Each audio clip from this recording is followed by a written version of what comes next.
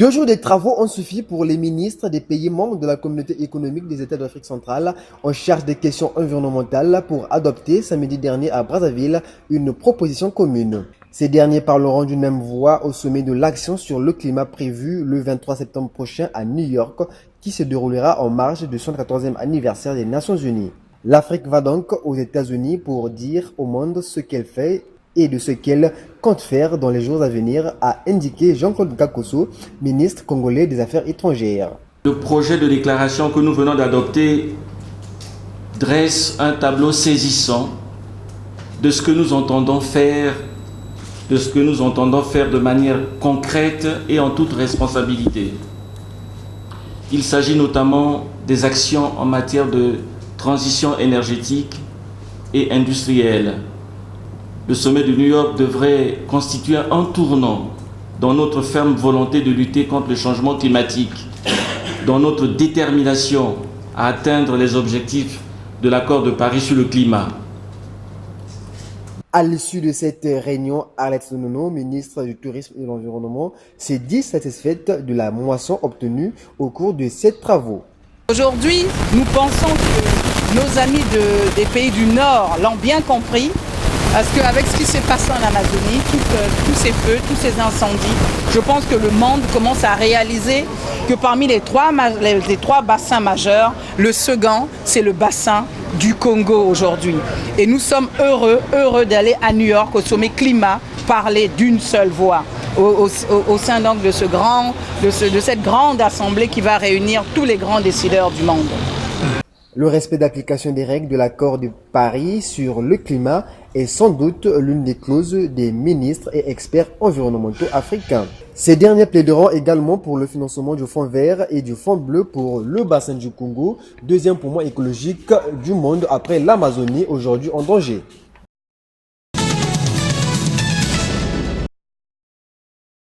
Les vagues de violences xénophobes en Afrique du Sud a suscité l'inquiétude de la société civile africaine. Au Congo, l'association Africa Telema s'est fait entendre à travers un point de presse ce lundi à Brazzaville. L'association Africa Telema, par ce point de presse, lance un message d'apaisement aux fils et filles de la République sud-africaine et les communautés venant d'ailleurs ayant tenu domicile en Afrique du Sud. Elle invite à la cohabitation pacifique dans le respect mutuel des uns et des autres pour l'honneur et la dignité de la République sud-africaine. Africa Telema invite tous ceux qui perturbent la paix sociale en République sud-africaine à la retenue et au respect des droits humains. Très inquiets et préoccupés par cette crise, pouvant remettre en cause la solidarité africaine, Africa Telema exhorte l'Union africaine à une prise de décision pour sortir de cette crise. Eu égard de ce qui précède, Africa Telema sollicite de l'Union africaine la convocation d'un sommet extraordinaire en vue d'examiner la situation qui sévit dans cette partie du sol africain, qui risque d'entraîner des impacts socio-économiques négatifs qui affecteraient les organisations sous-régionales telles que la SADC, la CIRGEL, etc. Africa Telema, qui accorde une attention soutenue en matière de réconciliation, médiation et résolution des conflits, offre ses bons offices à la communauté internationale et au gouvernement sud-africain pour le rétablissement d'une paix durable.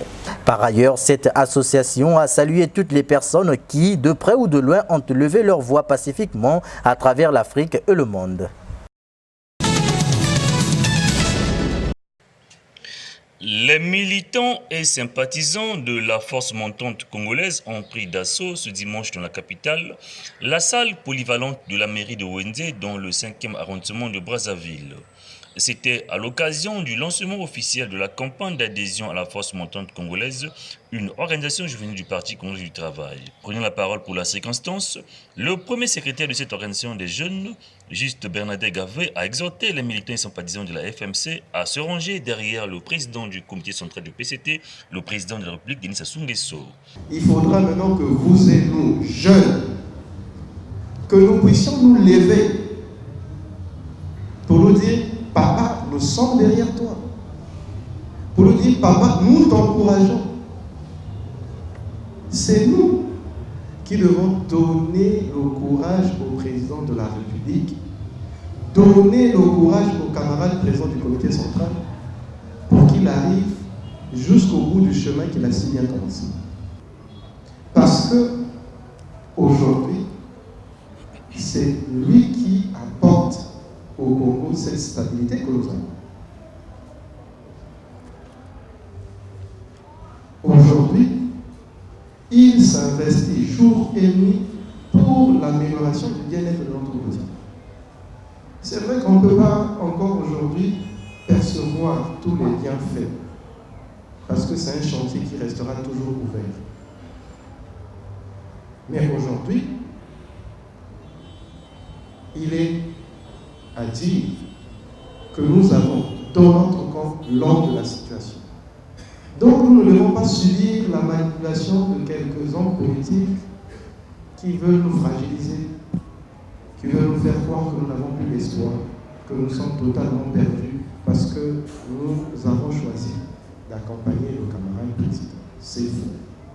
Juste Bernadette Gavet, qui a salué l'aboutissement de l'accord financier que le FMI a signé avec le Congo, a aussi expliqué aux jeunes le bien fondé de cette campagne d'adhésion. Cette campagne, qui a connu une forte mobilisation, se poursuivra jusqu'au 5 octobre prochain sur toute l'étendue du territoire national.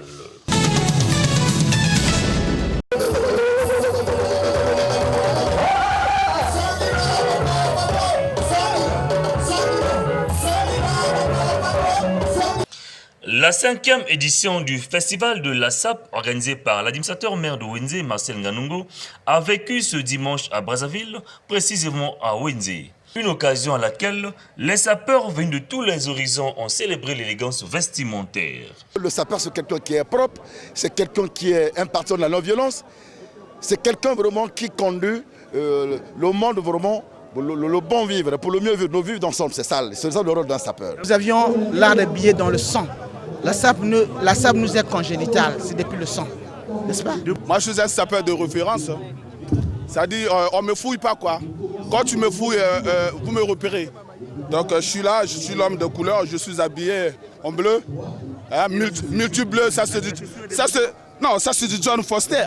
Dans son allocution, le promoteur de ce festival, l'administrateur maire de Wenze, Marcel Nganongo, est d'abord revenu sur la jeunesse de ce festival avant d'indiquer que cette 5e édition rend hommage à Jackie Touapungu et Jagger. La flamme que nous avions allumée ensemble avec les frères et sœurs sapeurs depuis la première édition en 2015, nous la voulons perpétuer malgré les difficultés financières du moment. Oui, nous la voulons perpétuer, car la SAP est un élément authentique, constitutif du patrimoine culturel immatériel en République du Congo. Voilà pourquoi nous devons la promouvoir et la sauvegarder afin de l'inscrire sur la liste représentative du Congo au patrimoine mondial de l'humanité. Après cette phase protocolaire, discours, remise de diplôme, les sapeurs ont défilé sous les applaudissements du public. Les allures, l'adjatance et l'exhibition des vêtements chaussures griffes étaient au rendez-vous.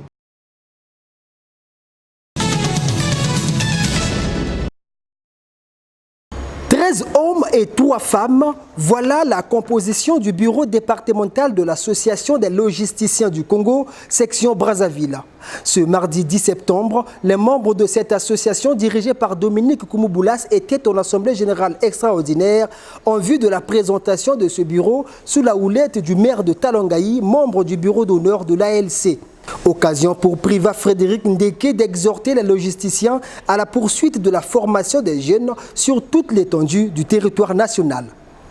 Autrefois méconnus du grand public, les métiers de la logistique et des transports, lentement et sûrement, sont en train de faire surface. Grâce à cette structure des logisticiens du Congo, qui ne cesse de diversifier les activités à travers nos deux principales villes, à savoir Brazzaville et Pointe-Noire. Nous profitons de cette occasion pour demander à l'ensemble des membres de cette plateforme d'expertise et de concertation de poursuivre ces nobles combats dans les milieux juvéniles, ce à travers les 12 départements que compte notre pays. Renforcer la croyance des jeunes au métier des transports et de la logistique, tel est l'objectif de l'ALC qui place la formation de cette couche sociale dans la priorité de ses actions. En voulant valoriser et professionnaliser la formation au métier des transports et de la logistique au Congo, l'Association des logisticiens du Congo entend contribuer à l'encadrement de la jeunesse, au renforcement des capacités des agents et cadres évoluant dans le secteur des transports et de la logistique au Congo. Avec la construction des infrastructures portuaires et industrielles au Congo dans le cadre des zones économiques spéciales, le rôle des logisticiens s'avère plus important, d'où la nécessité de rendre plus efficace ce métier. Aujourd'hui, à l'heure du printemps de la logistique au Congo, valoriser et professionnaliser la formation au métier des transports et de la logistique, c'est accorder une attention particulière au plan national du développement, le PND, qui fait de la logistique un levier au service de la diversification de notre économie. Créée en mai 2014, l'ALC prévoit aujourd'hui toute une série d'activités en cette année 2019, parmi lesquelles la formation des jeunes étudiants et la visite des infrastructures afin de donner aux futurs logisticiens le goût de leur métier.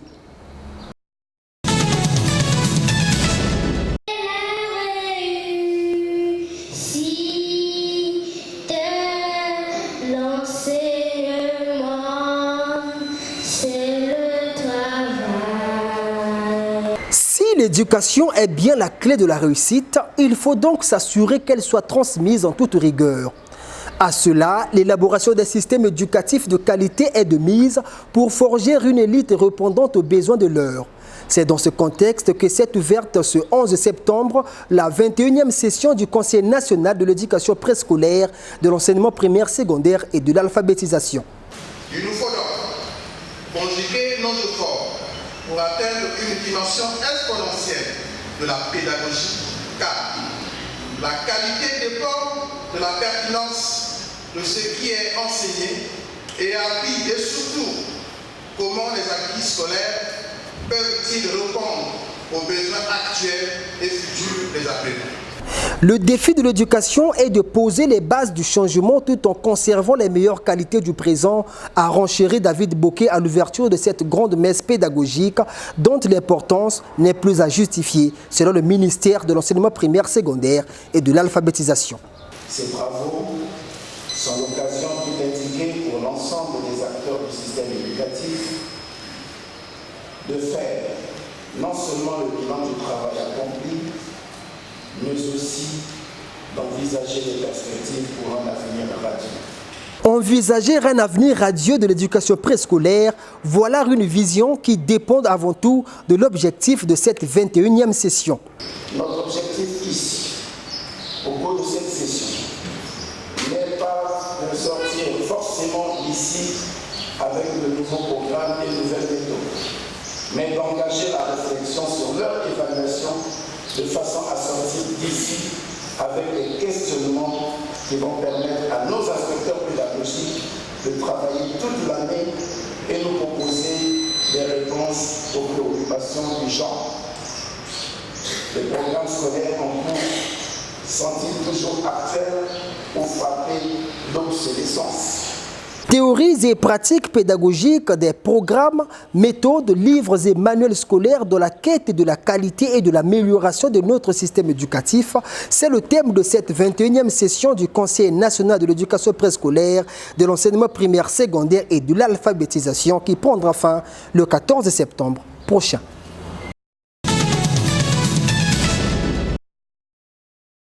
Du haut de la tribune du 5e Forum Investir en Afrique qui est arrivé ce mercredi à sa deuxième journée, le président sénégalais Macky Sall a placé le partenariat public-privé au cœur de l'ambition de développement de l'Afrique, une ambition exprimée sans répit par les dirigeants du continent.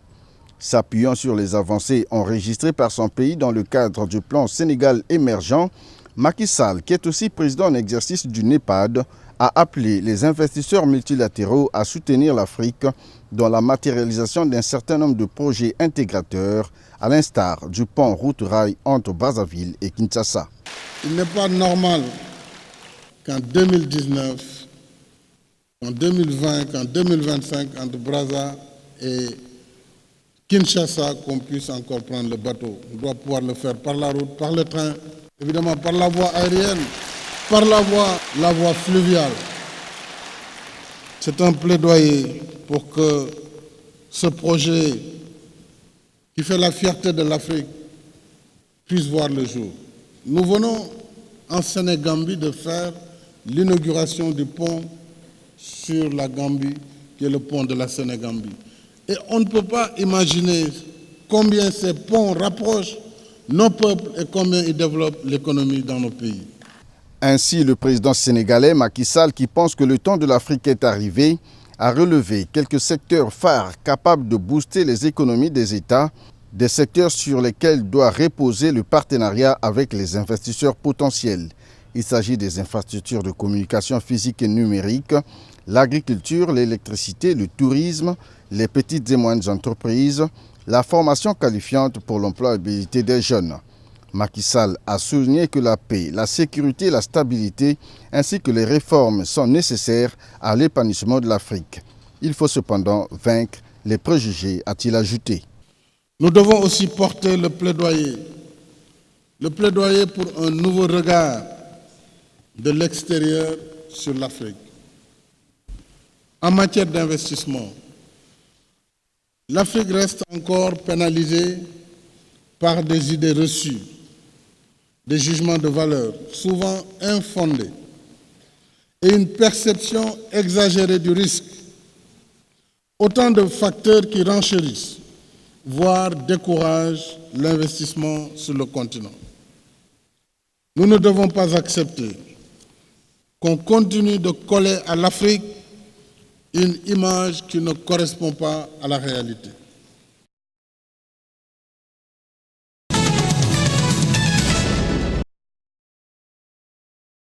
La voix du Congo s'amplifie davantage dans le concert africain au point de produire des échos positifs permettant aujourd'hui à notre pays de faire référence et de servir désormais d'axe focal dans le règlement des dossiers au plan africain. Cette reconnaissance a été possible grâce à la clairvoyance du président Denis Sassou Nguesso qui, ouvrant les travaux de la 5e édition du Forum Investir en Afrique, a déclaré que ce forum reste l'un des moyens de développement de notre continent, car l'immobilisme n'a que trop duré.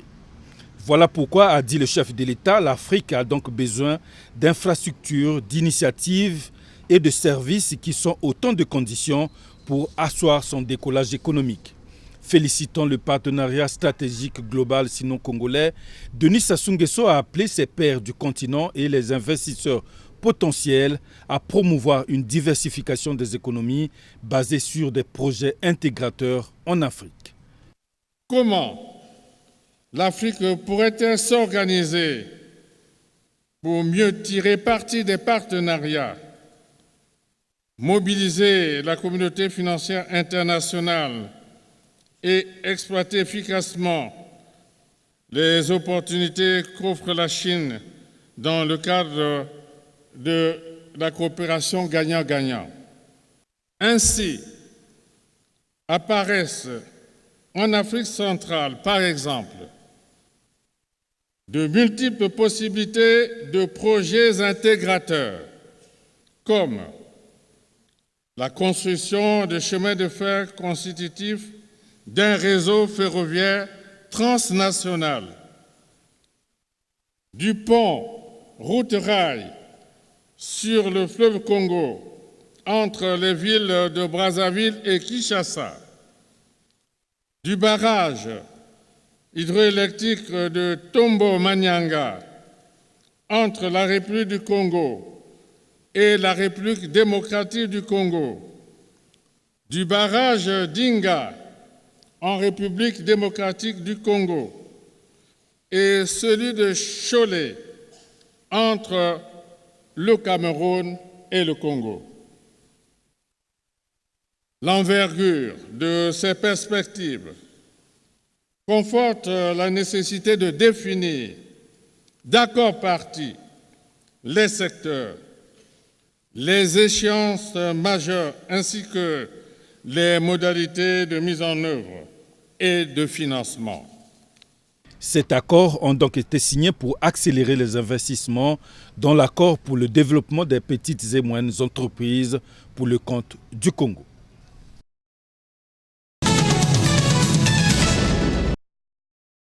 Ouverture ce jeudi dans la capitale des travaux de la première réunion du comité de pilotage de l'étude de préfiguration du Fonds bleu pour le bassin du Congo. Durant 2 jours, les experts des pays membres de la CEAC et du 4C Maroc vont étudier, examiner et valider l'étude de préfiguration confiée au cabinet Ernst & Young. Cette étude est cruciale pour la valorisation en vue de la protection du deuxième poumon écologique de la planète. La réunion d'aujourd'hui doit nous permettre de valider le rapport d'initialisation qui constituera ensuite la feuille de route opérationnelle pour la conduite de l'étude. Je reste convaincu que ce comité de pilotage saura donner toutes les orientations stratégiques nécessaires pour faire avancer l'étude de préfiguration conformément aux termes de référence développés avec la CCBC et validés par celle-ci. La création et l'opérationnalisation du Fonds bleu ne peut que donner une impulsion positive, porteuse d'une nouvelle perspective, prometteuse aussi bien pour le bassin du Congo, pour la région, que pour tout le continent africain. Ouvrant les travaux, Arlette Soudan-Nono, coordonnatrice du Fonds bleu pour le bassin du Congo, est revenue sur l'importance des travaux. Les travaux du comité de pilotage qui s'ouvrent ce jour revêtent une importance capitale pour les États membres de la Commission climat du bassin du Congo. Il s'agira spécifiquement de finaliser et valider le rapport d'initialisation, y compris ses annexes, présenter et examiner l'état d'avancement de la collecte des données, présenter et examiner le portefeuille des projets déjà identifiés, formuler des orientations ou des recommandations pour l'amélioration des résultats déjà obtenus et enfin, définir les dates des prochaines réunions du comité de pilotage pour la validation des autres livrables. Cette réunion qui sera suivie des rencontres entre les pays membres du bassin du Congo et autres parties prenantes à l'étude se tient dans les perspectives du sommet Action Climat qui aura lieu le 23 septembre à New York. Sommet pour lequel l'Afrique parlera d'une même voix. Présent dans la capitale congolaise dans le cadre de la première réunion du comité de pilotage de préfiguration du Fonds bleu pour le bassin du Congo, les représentants des pays membres de la communauté économique des États de l'Afrique centrale ont profité de leur séjour ici à Brazzaville pour visiter quelques sites touristiques de la ville. Ce jeudi, ils ont visité le site touristique des Cataractes situé dans le 8e arrondissement de Brazzaville, Madzibou. Pour la ministre du Tourisme, Arlette Soudan-Nono, ce site qui est en plein aménagement abritera des restaurants, des espaces de jeux, des snacks, bars, entre autres. Le tourisme est la 3e économie mondiale et il nous faut lever cette économie. Et cela tombe très très bien pour nous. Cela est inscrit comme levier de diversification à côté de l'agriculture et des industries au sens large du terme. Il y aura sur ce site, je vous invite à regarder tous les panneaux qu'il y a tout le long comme ça du petit chemin qui mène au bord du fleuve. Il y aura bien entendu des restaurants, des snacks, un grand restaurant gastronomique, mais il y aura également un village artisanal, un village de pêcheurs pour nous permettre de manger bio, pour nous permettre de manger tout ce qui est naturel. Et bien entendu, il y aura également du loisir, il y aura pour les jeunes des petits centres d'attraction, il y aura de la pétanque il y aura des pistes de randonnée pédestre et autres. Je ne vous en dis pas plus et je vais vous inviter au fur et à mesure à venir découvrir ce lieu. À l'issue de cette découverte, quelques visiteurs n'ont pas manqué d'exprimer leur satisfaction. Nous avons eu l'occasion de visiter des sites, y pour celui-là, dans le cadre de la préparation du forum. Et je pense que tout le monde savait que c'est celui-là que moi je pourrais choisir et que je serais revenu le voir. Parce que quand on est venu il y a à peine 2 semaines de cela, j'étais encore en Italie. Et je dois dire que tout de suite, moi je suis tombé amoureuse, ainsi que les autres collègues qui étaient avec moi. Signalons que les travaux de modernisation du site des cataractes pourront prendre fin dans 6 mois, a indiqué Arlette Soudan-Nounou.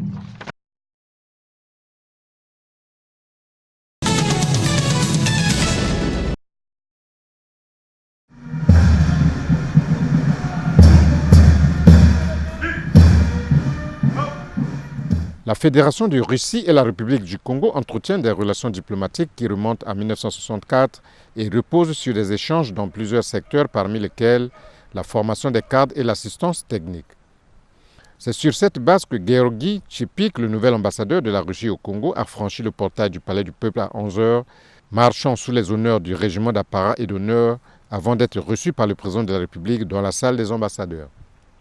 Georgi Tchepik, le nouvel ambassadeur de Russie au Congo, qui a présenté ce vendredi 13 septembre 2019 ses lettres de créance au chef de l'État Denis Sassou Nguesso, connaît bien l'Afrique et le Congo pour avoir travaillé dans les représentations diplomatiques de son pays, notamment au Tchad, au Maroc, en Afrique du Sud et au Congo, où il a servi de 2002 à 2007.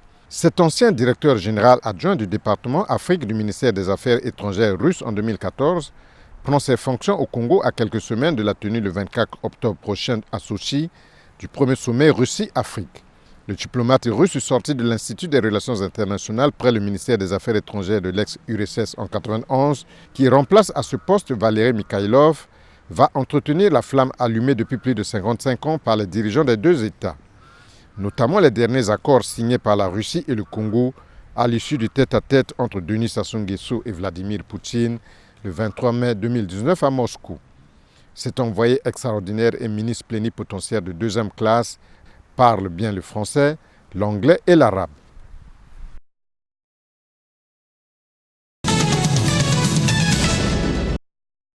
Après avoir pris part aux travaux du 5e Forum Investir en Afrique, le Dr Bakoumba, ministre conseiller du président de la République islamique de Mauritanie, est venu ce jeudi soir présenter cette civilité au chef de l'État Denis Sassou Nguesso. Par la même occasion, elle a félicité le président de la République du Congo pour la tenue réussie de cette 5e édition de ce grand renouveau économique organisé conjointement avec le gouvernement chinois et la Banque mondiale pour favoriser la coopération multilatérale et identifier de nouvelles opportunités d'investissement en Afrique. Permettez-moi de saisir l'occasion pour féliciter le Congo pour la tenue de ce forum où j'étais venu aussi représenter le président Mohamed Ould Cheikh Ould Ghazouani, un forum qui a réussi dans son organisation, un forum qui a réussi par les thèmes qui ont été abordés. Et nous sommes repartis de ce forum avec plein d'enseignements, des expériences et des échanges qui vont certainement apporter à tous les pays qui ont participé à des forums des résultats importants. Par ailleurs, la ministre conseillère du président mauritanien a été porteur d'un message verbal du nouveau chef de l'État de la Mauritanie, Mohamed Ould Ghazouani, à son homologue congolais Denis Sassou Nguesso. Message se rapportant au raffermissement des liens d'amitié entre Nouakchott et Brazzaville.